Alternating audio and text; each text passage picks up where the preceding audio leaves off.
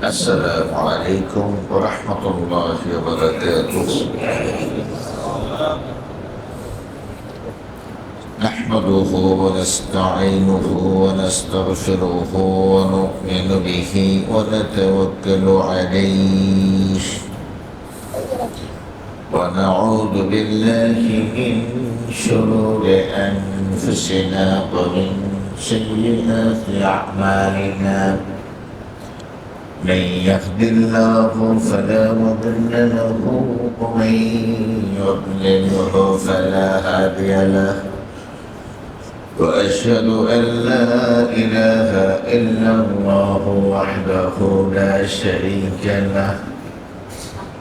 وأشهد أن سيدنا وحبيبنا محمدا عبده ورسوله الذي أرسله بالحق بشيرا ونذيرا وداعيا إلى الله بإذنه وسراجا منيرا. قال الله تعالى في القرآن الكريم والفرقان الحميد: أعوذ بالله من الشيطان الرجيم. بسم الله الرحمن الرحيم. أرأيت الذي يكذب بالدين فذلك الذي يدعو اليتيم ولا يحض على طعام المسكين فويل للمصلين الذين هم عن صلاتهم ساهون الذين هم يراءون ويمنعون الماعون. اللهم صل وسلم وبارك على محمد وعلى آله وصحبه أجمعين. সম্মানিত প্রিয় মুসলিম ভাইয়েরা, আল্লাহ রব্বুল ইজ্জত ওয়াল জালালের হাজার কোটি শুকর, যার অপার মেহেরবানিতে আজকের এই পবিত্র জুমায় আমরা যথাসময়ে আল্লাহর ঘর মসজিদে আসার সুযোগ পেয়েছি। শুকরিয়া গান বলি আলহামদুলিল্লাহ। হজের মাস, কুরবানির মাস আমরা মোটামুটি শেষ করলাম, আলহামদুলিল্লাহ। মহান রবের কাছে আমাদের বিনীত প্রার্থনা, কুরবানির যে শিক্ষা গত জুমায় আলোচনা হয়েছে, মৃত্যু, এটাকে আমরা হৃদয়ের গভীরে যেন লালন করতে পারি, সে তৌফিক দান করব। আজকে আমি আপনাদের সামনে কুরআনুল কারীমের একটি ছোট সূরা সূরাতুল মাউন তেলাওয়াত করেছি। এরই আলোকে দু চারটি কথা সংক্ষেপে বলার চেষ্টা করব বিতৌফিকিল্লাহি সুবহানাহু ওয়া তাআলা। সম্মানিত শ্রদ্ধেয় উপস্থিতি, আল্লাহ তাআলা বলছেন, আরাআইতাল্লাযী ইউকাযযিবু বিদ্দীন। হে নবী, আপনি কি দেখেছেন ওই সমস্ত ব্যক্তিদেরকে যারা বিচারের দিনকে, হিসাবের দিনকে অস্বীকার করে? মালিকি ইয়াউমিদ্দিন, বিচার দিবসের মালিক। এখানে দিন মানে হলো বিচার, ইয়াউমুদ্দিন মানে হলো বিচারের দিন। তো বিচারের দিনের একচ্ছত্র অধিপতি, মালিক, অ্যাবসলিউট মালিক যিনি, তিনি হলেন আল্লাহ সুবহানাহু ওয়া তাআলা। তো আল্লাহ তাআলা বলছেন এই বিচার দিনকে কিছু কিছু মানুষ স্বীকার করে আর কিছু কিছু মানুষ অস্বীকার করে। যারা বিচারের দিনকে অস্বীকার করে, সূরাতুল মাউনের মধ্যে তাদের কিছু সিম্পটম, কিছু আলামত, নিদর্শন আল্লাহ তাআলা উল্লেখ করেছেন। দেখো, একজন ব্যক্তিকে বিশ্বাসী হওয়ার জন্য অন্যতম প্রধান শর্ত হলো ওয়াবিল আখিরাতি হুম ইউকিনুন, আখিরাতের ব্যাপারে পরিপূর্ণ বিশ্বাসী হওয়া। সন্দেহপূর্ণ বিশ্বাস হলে হবে না। আখিরাত থাকতে পারে, নাও থাকতে পারে।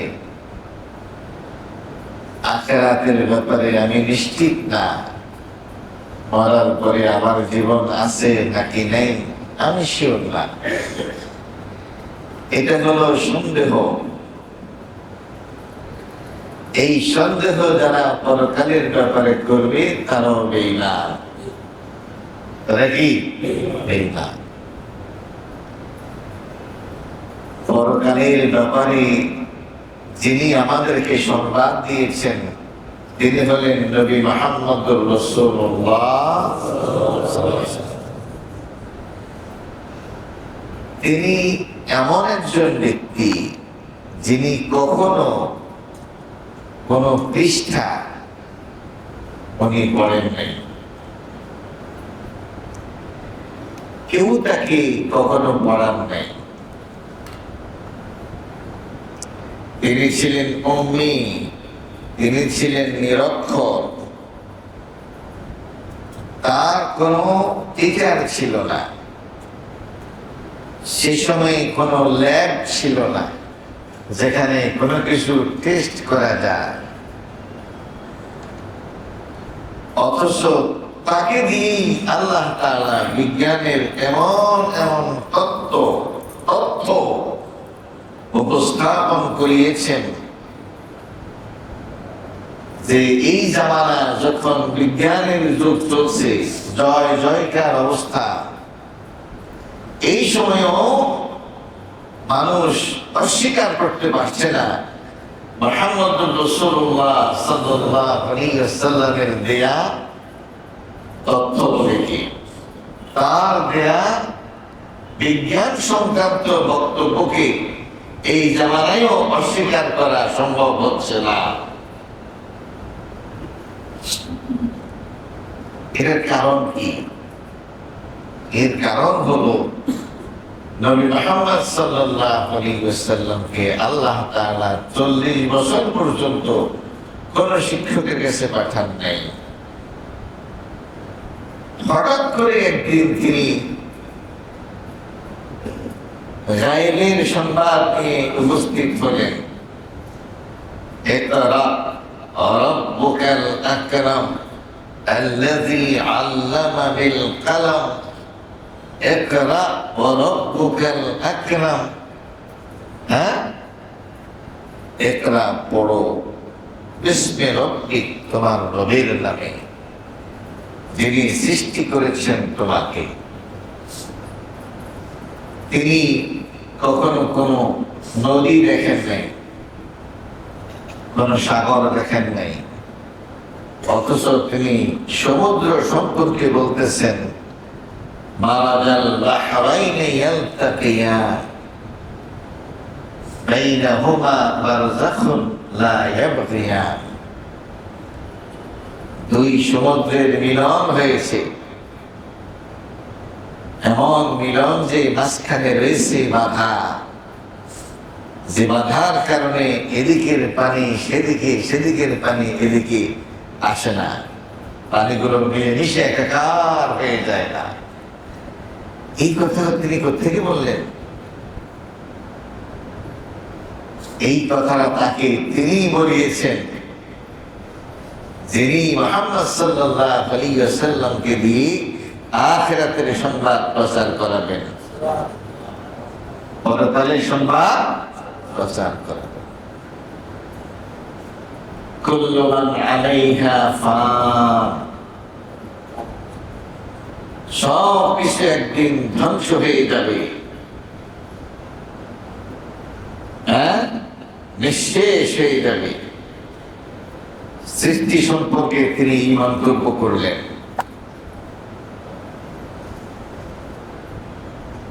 তিনি মন্তব্য করলেন অকুল্লুন ফি ফালাকিন ইয়াসবাহুন, সবকিছু মহাশূন্যে আপন আপন গতিতে, আপন আপন কক্ষপথে ঘুরে বেড়াচ্ছে। সবকিছু বিজ্ঞানীরা এক সময় বলতো পৃথিবী স্থির, সূর্য ঘুরে, আবার এক সময় বলতো সূর্য স্থির, পৃথিবী ঘুরে, এখন বলে সূর্য ঘুরে, পৃথিবী ঘুরে। মহাকাশ সম্পর্কে মুহাম্মদ সাল্লাল্লাহু আলাইহি ওয়াসাল্লাম তো কোনো কথা বলার কথা না, এটা ওনার চ্যাপ্টার ছিল না,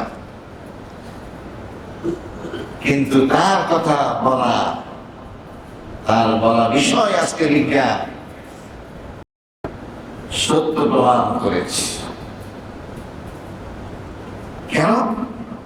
যে আল্লাহ তাআলা তাকে দিয়ে আখিরাতের সংবাদ দেবেন, যেটা কোনো মানুষের পক্ষে কোনো যন্ত্র দিয়ে প্রমাণ করা সম্ভব নয়।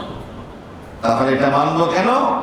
এই সংবাদ আমাদেরকে মুহাম্মদুর রাসূলুল্লাহ সাল্লাল্লাহু আলাইহি ওয়াসাল্লাম দিয়েছেন। এখন এই আখিরাতকে যারা বিশ্বাস করে, তাদের কথা বার্তা, চলন বলন, লেনদেন, মুআমালা, মুআশারা, এর মধ্যে একটা প্রভাব পড়ে, বিশ্বাসের প্রভাব এর মধ্যে পড়ে। যেমন মিরাস, মিরাস মানে হলো উত্তরাধিকার। কেউ মারা গেলে তার সম্পদ জীবিতরা ভাগ করে নেবে, যা কিছু সে রেখে যাবে সবটাই তার উত্তরাধিকার পাবে। এক মহিলা, তিনি আখিরাতে বিশ্বাসী ছিলেন, তার কাছে সংবাদ আসলো তার স্বামী মারা গেছে। এই অবস্থায় যে তিনি রুটি বানাচ্ছেন আটা দিয়ে, সংবাদ আসার পর তিনি রুটি বানানো বন্ধ করে দিলেন আর বললেন যে এই রুটি, এই আটার মধ্যেও আমার স্বামীর অন্যান্য ওয়ারিসদের অংশ আছে, আমি একা এটা ভোগ করতে পারি না। এটা কেন হলো? তিনি পরকালকে বিশ্বাস করেছেন, আখিরাতকে বিশ্বাস করেছেন, আর বিশ্বাসের প্রভাব তার কর্মের মধ্যে পড়েছে। তো আল্লাহ তাআলা সূরাতুল কাউসারের মধ্যে বলছেন, যারা আখিরাত বিশ্বাস করে না, তাদের কিছু কিছু কাজ দেখলে বোঝা যায় যে তারা আখিরাত বিশ্বাস করে না। কাস্টমসের একজন প্রিসাইডিং অফিসার ছিল, ওনার নাম হলো নাসির উদ্দিন সরকার। ওনার সম্পর্কে আমার এক কলিগ একবার বললেন যে নাসির ভাইয়ের অফিসে গেলাম, গিয়ে ওনার ল্যান্ড ফোন দিয়ে আমি কথা বলতে চাইলাম। উনি আমাকে বাধা দিয়ে বললেন, ফোন করবেন তো ভালো কথা, ফোনের টাকা আপনি দেন আর আমি দিই, এটা সমস্যা না। সমস্যা হলো বিল যে কাকে দিব এই ব্যবস্থাটাই তো রাখা হয়নি। অফিসের কাজের জন্য এটা দেয়া হয়েছে। এখন আপনি বা আমি পারিবারিক প্রয়োজনে বা অন্য কোনো প্রয়োজনে ব্যবহার করব টাকা দিয়ে, এই সুযোগটাই তো সরকার রাখে নাই। সুবহানাল্লাহিল আযীম ওয়া বিহামদিহি। মানুষ যখন পরকালকে বিশ্বাস করে তখন মানুষ কতটা সোনার মানুষ হয়। এটা কিন্তু আমি সাহাবী জামানার কথা বলছি না, এটা এই জামানার কথা বলছি। আমার কলিগ নিজেই আমাকে বলেছে। তাহলে পরকালকে মানুষ যখন বিশ্বাস করে তখন বিভিন্ন কাজে কর্মে এটা ছাপ থাকে, কি থাকে? ছাপ থাকে, প্রভাব থাকে। কিন্তু আল্লাহ তাআলা এক শ্রেণীর মানুষ সম্পর্কে বলছেন, আরাআইতাল্লাযী ইউকাযযিবু বিদ্দীন। হে নবী, আপনি কি দেখেছেন এমন ব্যক্তিকে যে ব্যক্তি পরকালকে বিশ্বাস করে না? পরকালের ব্যাপারে তার রয়েছে অবিশ্বাস। বিচার দিবসকে যে ব্যক্তি মিথ্যা প্রতিপন্ন করে, ফাযালিকাল লাযী ইয়াদউল ইয়াতীম, সেদিনকে গলা ধাক্কা দিয়ে বের করে দেয়, এতিমের সাথে অসৎ আচরণ করে। এর সাথে এই আয়াতের তাফসীর করলে দেখা যায় আবু জাহালের অধীনে কিছু এতিম ছিল, যাদের সাথে সে খারাপ আচরণ করত, তাদেরকে ধমকাইত, অনেক সময় তাদেরকে ঘর থেকে গলা ধাক্কা দিয়ে বের করে দিত। আল্লাহ তাআলা তার এই নিকৃষ্ট আচরণকে কোরআনের মধ্যে নিয়ে এসেছেন। সেই রকম আচরণ করা তার পক্ষে কেন সম্ভব হলো? এই জন্য সম্ভব হলো সে পরকালকে বিশ্বাস করে না, সে আখিরাতকে বিশ্বাস করে। রাসূল কারীম সাল্লাল্লাহু আলাইহি ওয়াসাল্লাম ইয়াতীমদের লালন পালনের ব্যাপারে তিনি বলছেন, আনা ওয়া কাফিলুল ইয়াতীম কাহাতাইন ফিল জান্নাহ। আমি নবী মুহাম্মদ আর এতিমের লালন পালনকারী ব্যক্তি আল্লাহর জান্নাতে এভাবে থাকবো, এভাবে দুইটা আঙ্গুল যেরকম কাছাকাছি, আমি আর এতিমের লালন পালনকারী জান্নাতে ঠিক এভাবে থাকবো। এইভাবে আল্লাহ রাসূল সাল্লাল্লাহু আলাইহি ওয়াসাল্লাম এতিমের লালন পালনের জন্য উৎসাহিত করেছেন। এতিমের খবর নেওয়ার জন্য তিনি বলছেন, যারা এতিমের মাথার মধ্যে হাত বুলিয়ে দেয়, তার হাতের নিচে যতগুলো চুল পড়বে ঠিক সমপরিমাণ সওয়াব আল্লাহ তাআলা তার আমলনামায় দান করবেন। স্বাভাবিক কারণেই একজন ব্যক্তি চিন্তা করবে, শুধু মাথা মুছে দিলে যদি এই ব্যবস্থা হয়, তাকে যদি একটা জামা কিনে দেই, তাকে যদি 100টা টাকা দেই,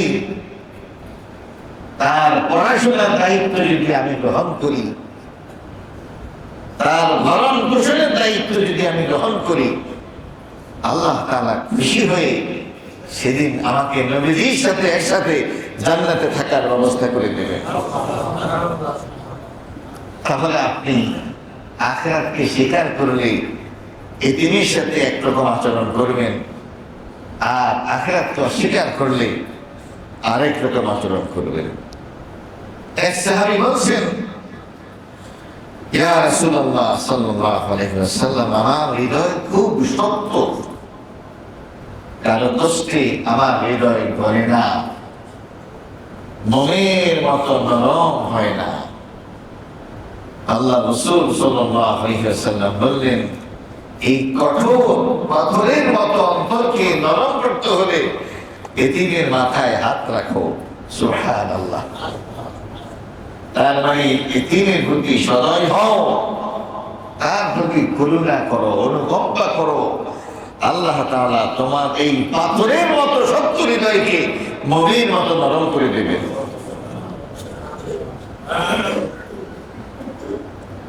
তাহলে এতিমকে গলা ধাক্কা দিয়ে বের করে দেয়া, এটা কার স্বভাব? যারা আখিরাতকে বিশ্বাস করে না, যারা পরকালকে।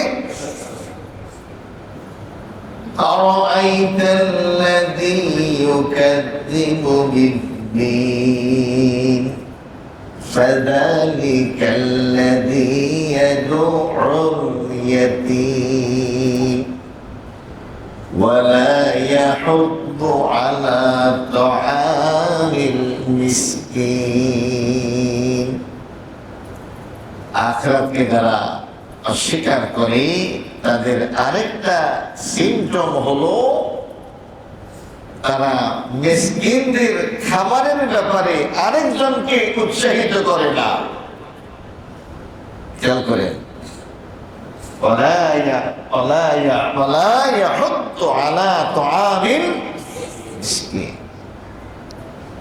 নিজেদের উৎসাহিত নয়, আরেকজনকেও উৎসাহ দেয় না। তাহলে প্রকৃত মুমিন কি করবে? নিজে তো মিসকিনদের জন্য করবি, অন্যদেরকেও উৎসাহ দেবে, অন্যদেরকেও উৎসাহ দেবে। দেখো প্রিয় ভাইরা, আমার পরিবারে 5 জন সদস্য, এদের মাসিক খরচ 50,000 টাকা। কিন্তু আল্লাহ তাআলা আমাকে প্রতি মাসে 2 লাখ টাকা দেন। এর অর্থ হলো সমাজের এরকম কিছু অসহায় মানুষ আছে যাদের টাকাটাও আল্লাহ তাআলা আমার পকেটে পাঠিয়েছেন। আমার দরকার মাসে 50,000, আল্লাহ তাআলা আমাকে দিচ্ছেন 2 লাখ। কত? 2 লাখ। আরেক লোকের দরকার 50,000, তার আছে মাত্র 2,000 টাকা ইনকাম। وفي أموالهم حق للسائل والمحروم। যারা বঞ্চিত, যারা দরকার, যারা তা পায় নাই, তাদের অধিকার আছে তোমার পকেটে। কারণ তোমার যা দরকার তার থেকে বেশি আল্লাহ তাআলা তোমাকে দান করেছেন। এই জন্যই যাকাত ফরজ, ফিতরা ফরজ বা ওয়াজিব। কি বলেন ঠিক কিনা? সেই জন্যই কোরবানি করলে পরে কোরবানির পশুর গোশত ওদেরকেও দিতে বলা হয়েছে, যে তোমার তো এত গোশতের দরকার নেই, যা গোশত তোমার আছে এরপরেও তোমার আবার কেনা সামর্থ্য আছে। ওরা তো সারা বছর খায় না, ঈদের সময়ও খাবে না, তো খাবে কিভাবে? তুমিও এতিম মিসকিনদেরকে দাও, আরো যারা দিচ্ছে না তাদেরকে উৎসাহিত করো। ওয়ালা ইয়াহুদ্দু আলা তাআমিল মিসকিন। যারা মাদ্রাসায় পড়েছেন, আরবি গ্রামার টুকটাক বুঝেন, তারা জানবেন শব্দটা এখানে ইতআমুল মিসকিন না বলে তাআমুল মিসকিন বলা হয়েছে। ইতআম মানে হলো নিজেরটা আরেকজনকে খাওয়ানো, ইতআম খাওয়ানো। তাআমুল মিসকিন মানে হলো এটা মিসকিনেরই খাবার, এটা আপনারটা না, এটা খাবারটা তার, কিন্তু আছে আপনার পকেটে, আছে আপনার পকেটে। এটা আপনারটা খাওয়াইতেছেন না, এটা ওরটাই ওরে খাওয়াইতেছেন। ওরে না খাওয়াইলে আপনি তাকে যেন খাচ্ছেন।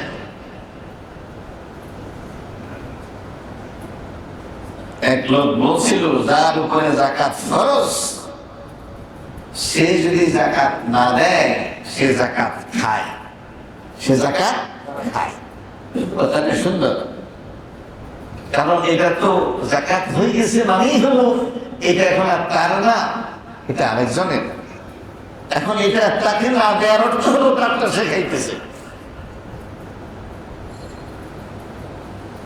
أرأيت الذي يكذب بالدين فذلك الذي يدع اليتيم ولا يحض على طعام المسكين। হে নবী, আপনি কি দেখেছেন তাদেরকে যারা বিচারের দিনকে বিশ্বাস করে না? তাদের বৈশিষ্ট্য হলো তারা এতিমকে গলা ধাক্কা দিয়ে বের করে দেয়। কি? তারা মিসকিনের খাবারের ব্যাপারে উৎসাহ প্রদান করে না। ও ভাই, আরেকটা মাসালা শুনেন। দাদা জীবিত, দাদার সন্তান হলো, ছেলে হলো 5 জন। কয়জন? 5 জন। দাদার সম্পদ আছে 5 কোটি। কয় কোটি? 5 কোটি। এখন বড় ছেলেটার নাতি আছে। কি আছে? নাতি আছে। এই অবস্থায় বড় ছেলেটা মারা গেছে। বড় ছেলেটা মারা গেছে। এখন দাদার আছে 5 কোটি টাকা। বড় ছেলে মারা গেছে, সন্তান আছে আর কয়জন? 4 জন। এখন নাতি কি দাদা থেকে কোনো অংশ পাবে? শরীয়ত দৃষ্টিতে নাতির কোনো ফরজ অংশ নাই। ফরজ কোনো অংশ নাই। দাদা যদি মারা যায় তাহলে বাকি 4 জন সন্তান এই 5 কোটি টাকা ভাগ করে নিয়ে যাবে। ওই নাতিকে, ওই ভাতিজাকে না দিলে কোন ফরজ অংশ তার কোরআনের মধ্যে নাই। কিন্তু কোরআনে যেটা আছে সেটা হলো ওসিয়ত। কি ওসিয়ত? 3 ভাগের 1 ভাগ দাদা ওসিয়ত করার ক্ষমতা রাখে। 3 ভাগের 1 ভাগ দাদা ওসিয়ত করার ক্ষমতা রাখে। তাহলে 5 কোটি 3 ভাগের 1 ভাগ করলে কত হয়? প্রায় 1.5 কোটি। দাদা যদি মনে করে আমার নাতি তো অসহায়, তাহলে তিনি চাইলে এমনি ভাগ করলে পাইতো সে 1 কোটি। কিন্তু ওসিয়তের ব্যবস্থা আল্লাহ রেখেছেন। এখন তিনি চাইলে 1.5 কোটি টাকা তাকে ওসিয়ত করতে পারবেন। তাহলে আর বাকি থাকে 3.5 কোটি। এইটা বাকি 4 জনে ভাগ করে দেবে। আর যদি দাদা মনে করে যে না, তার নানারও পয়সাওয়ালা, তার মায়েরও সম্পদ আছে, তাহলে আমি তাকে আরেকটু কম ওসিয়ত করি, আরেকটু কম ওসিয়ত করি। তাহলে দেখেন তার ফরজ অংশ ঠিক নাই, কিন্তু এখানে ইহসানের কথা বলা হয়েছে। এখানে সে এতিম, তাকে গলা ধাক্কা দিয়ে বের না করতে বলা হয়েছে। তার লালন পালনের দায়িত্ব গ্রহণ করতে দাদাকে বলা হয়েছে, চাচাদেরকে বলা হয়েছে। কি বলেন ঠিক না? সুবহানাল্লাহ। তার ফরজ অংশ নাই, কিন্তু ইহসানের পরিমাণ ফরজের অংশের চেয়ে বেশি হওয়ার সুযোগ আছে নাকি নেই? আল্লাহ তাআলা আমাদেরকে বুঝার তৌফিক দান করুন। প্রিয় ভাইরা, এরপরে আসেন ولا يحض على طعام المسكين فويل للمصلين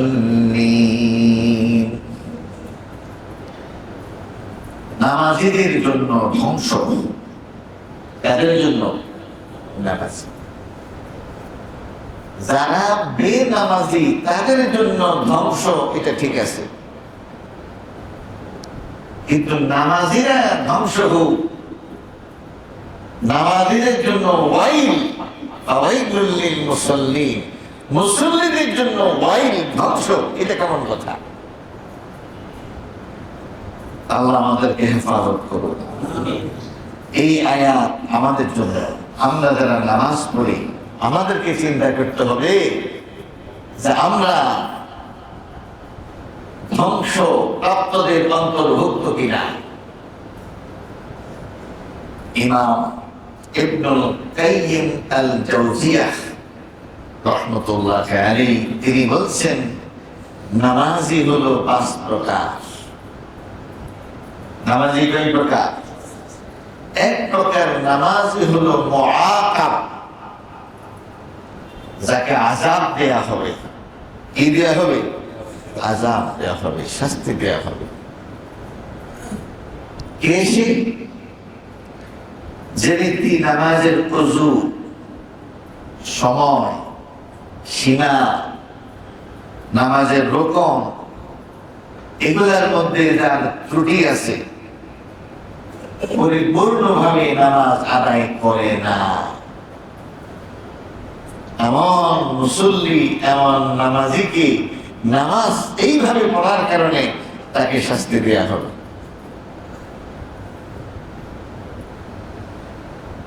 আমি লাস্ট যখন উমরায় গিয়েছি, এর আগের বছর আমার এক আত্মীয়, তিনি ওযু করার পর আমি দেখলাম যে তার টাকনোর এই অংশটা ভিজা। ওই আত্মীয়ের বয়স হলো এখন ধরেন 60 বা তার থেকে বেশি। আমি তাকে বললাম যে আপনি যে ওযু করছেন আপনার তো গোড়ালি শুকনা, আপনার তো ওযু হয়নি। তো 60 বছরের মাথায় আমি তাকে দেখলাম, তাহলে এই লোকটা এই এত বছর পর্যন্ত তো নামাজ পড়ছে, তো কিভাবে নামাজ পড়ছে? তার তো ওযুর কোনো ঠিক নেই। হজের সফরে আমি তার এটা দেখলাম। তাহলে এরকম কত হাজার, কত লক্ষ মুসল্লি আছে, তার নামাজ আছে কিন্তু ওযু নেই, নামাজ আছে ওযু নেই। এটা না আমি দেখলাম, আরো কতজনের কত অবস্থা। আর আরেকজনের কথা আমি আপনাদেরকে বললাম, নরসিংদীর এক বড় ব্যবসায়ী, অনেকগুলো বড় বড় বুরুজ, আকাশচুম্বী ভবন আছে যেগুলো ভাড়া দিচ্ছে, পয়সা পাচ্ছে। আমাদের কাফেলার তিনি সদস্য ছিলেন। বুড়ো জওয়ান অনেকেই তো আমার রুমে ছিল। তো লোকেরা বলতো যে ওই লোকটা বিনা ওযুতে নামাজ পড়ে। আমি মনে করেছিলাম এক বুইরা আরেক বুইরার বিপক্ষে কথা বলে, এটা তাদের খাসলত। ওযু ছাড়া আমার নামাজ পড়ে কেন? এটা আমি বিশ্বাস করিনি, গুরুত্ব দিইনি। একদিন আসরের সময় সবাই কাবায় চলে গেছে, আমার যাইতে একটু দেরি হলো। আমি বের হওয়ার সময় দেখলাম যে ওই লোকটা শুটেড বুটেড হয়ে ওয়াশরুম থেকে বের হলো। বললাম যে আপনি নামাজে গেলেন না? কই না, এখন যাচ্ছি। ঠিক ওযু করলেন না যে? বাথরুমে কি করছেন? তাই পেশাব করলাম। ওযু করলেন না? ওযু তো আমি আগেই করছি। মানে এটা অন্য কারো মাধ্যমে আমি শুনি আপনাদেরকে বলতেছি, ব্যাপারটা এরকম না, এটা আমার সাথে ঘটনা। মানে এই লোকটা জানতোই না যে পেশাব পায়খানা করলেও ওযু যায়। এই দুইটা ঘটনাটা আমার চোখের সামনে ঘটনা, এরকম আরো কত হাজার ঘটনা আছে। কি পাক যায় কিন্তু ওযু যায় না, এরকম আছে না? মানে এমন এক ঐশ্বরিক ক্ষমতা লইয়া উনি আইছেন যে ওনার পাদে ওযু। আল্লাহ আমাদেরকে হেফাজত করুন।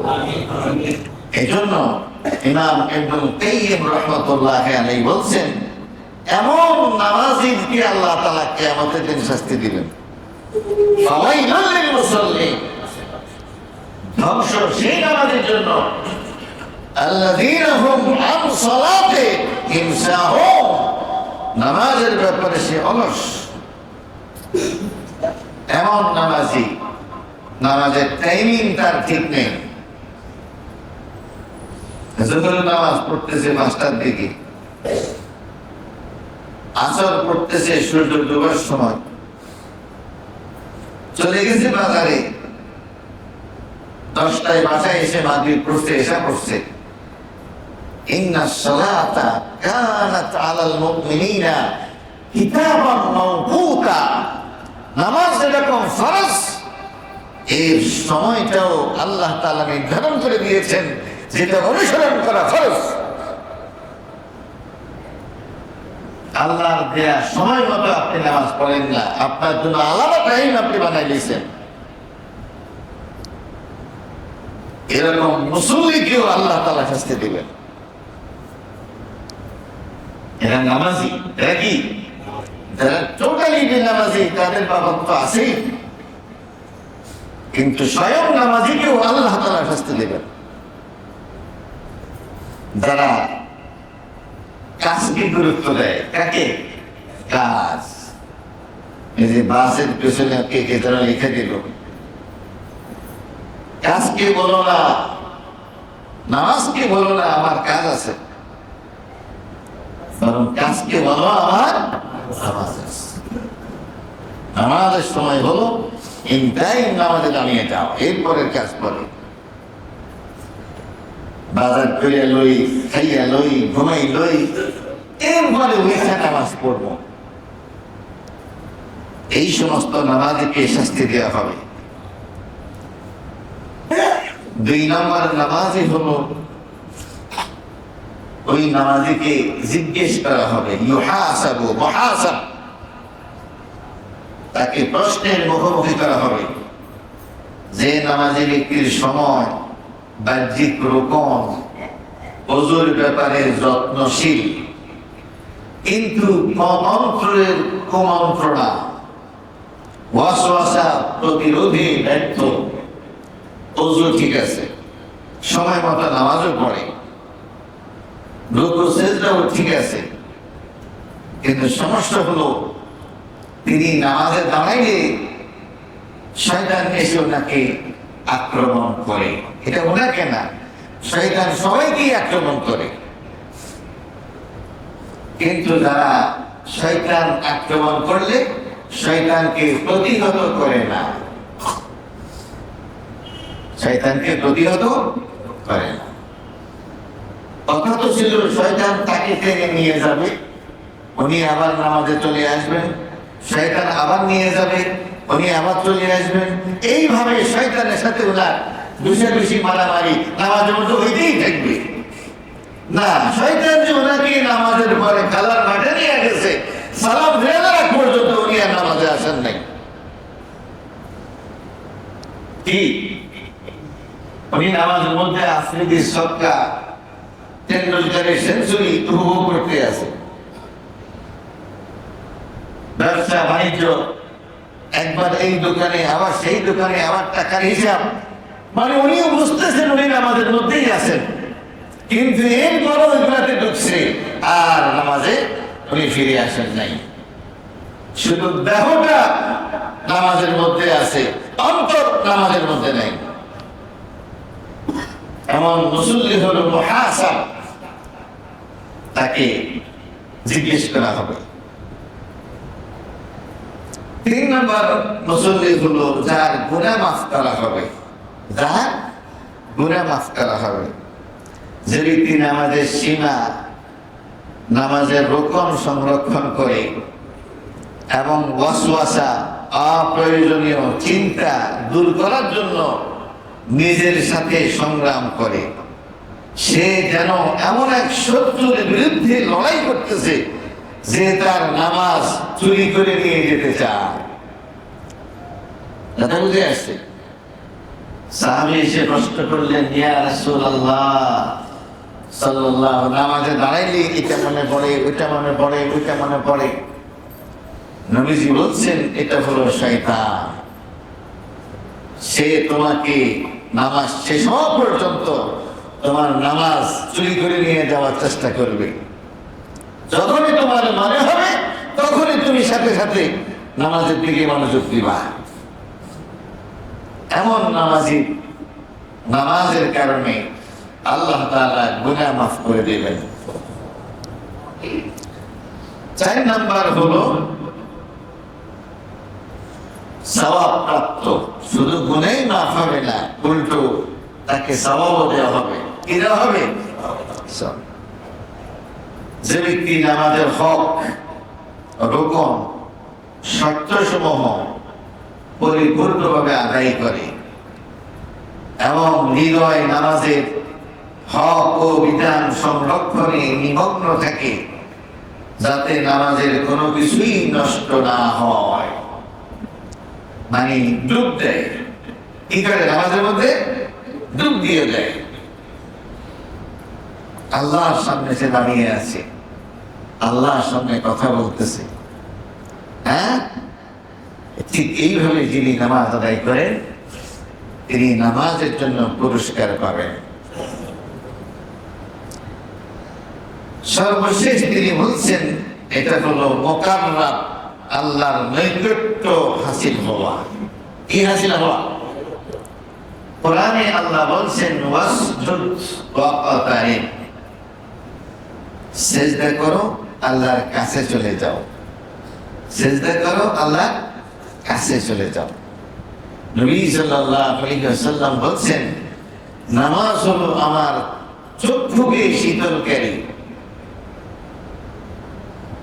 আমার কলিজা ঠান্ডাকারী। আরেহনি ইয়া বেলাল, বেলাল ওযু করে নিয়ে আসো। ওযু করি, নামাজে দাঁড়াই, কলিজাটা ঠান্ডা করি। হ্যাঁ, যে ব্যক্তি এমন ভাবে নামাজ পড়ে যে সে মনে করে আমি আল্লাহকে দেখতেছি, অথবা আল্লাহ তাকে দেখতেছেন, আল্লাহ তাকে দেখতেছেন, আল্লাহর ভালোবাসায় তিনি হৃদয়কে পরিপূর্ণ করে আল্লাহর সামনে দাঁড়িয়ে নামাজ পড়তেছেন, যেমনটি আল্লাহর নবী নামাজ পড়তেন। এই নামাজের মাধ্যমে গুনাহ মাফ হবে, সওয়াব পাবে এবং আল্লাহর রহমতের কোলে জায়গা পাবে। কথা বুঝে আসছে? আসুন ভাইরা, এই 5 প্রকার নামাজের মধ্যে আমরা যাতে ওই সমস্ত নামাজের অন্তর্ভুক্ত না হই যারা নামাজি হওয়ার পরেও আল্লাহ তাআলা তাদেরকে শাস্তি প্রদান করবেন। আল্লাহ তাআলা আমাদের সবাইকে বুঝার তৌফিক দান করুন। আমিন ওয়া আখিরু দাওয়ানা আলহামদুলিল্লাহি রাব্বিল আলামিন।